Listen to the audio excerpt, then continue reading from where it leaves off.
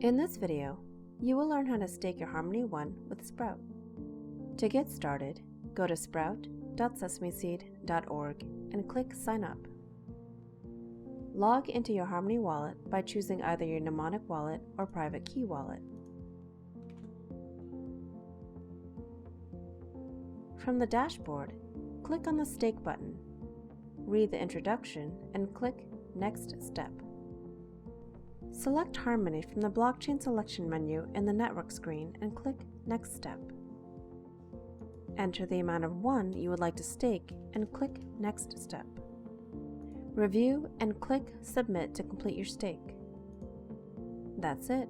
You have successfully staked your Harmony 1 token. If you have any questions, please contact the Sesameseed team on any of our social media channels.